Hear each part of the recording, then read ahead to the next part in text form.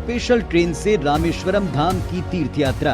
आज ही अपनी seat book कराएं tripurayatra.com पर।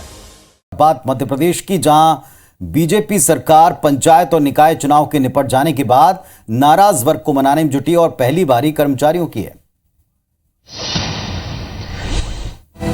पंचायत और निकाय चुनाव के बाद एमपी सरकार कर्मचारियों पर मेहरबान दिख रही। 3% डीए वृद्धि का ऐलान हो, पेंशनर को 5% डीआर देने, प्रमोशन के लिए नियम बनाने की कवायद हो, या फिर संविदा कर्मियों और नगर सैनिकों को स्वास्थ्य सुविधा देने का फैसला, कर्मचारियों की नाराजगी को कम करने सरकार जतन कर रही है। कर्मचारी भी समझ रहे हैं कि अचानक सरकार को उनका ख्याल कैसे आया।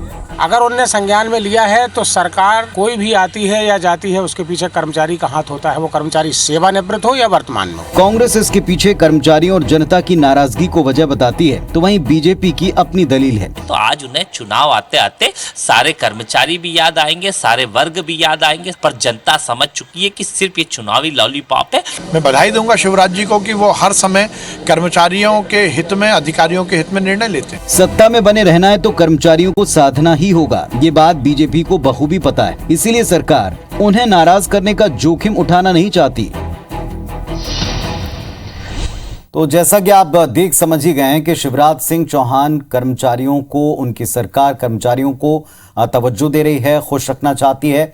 अब वक्त है शिवराज सिंह चौहान के ये जो मिशन कर्मचारी, इस बात को भी समझने का, डिकोड करने का।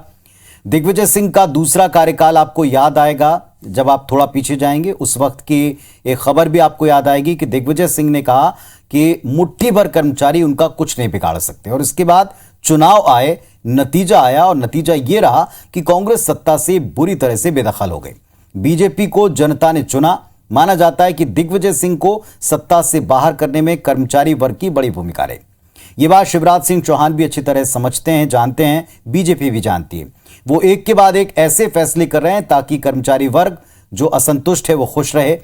आपको बता ही चुके हैं कि कर्मचारियों की जितनी बड़ी तादाद है वो एक बहुत बड़ा वोट बैंक अगर कहें तो गलत नहीं, यानी इन्हें आप किंग मेकर की भूमिका में भी कह सकते हैं। और कर्मचारी खुलकर इस बात को कहते भी कि हाँ, वो समझते हैं कि सरकारें उनकी निश्चित तौर पर सुनेंगे।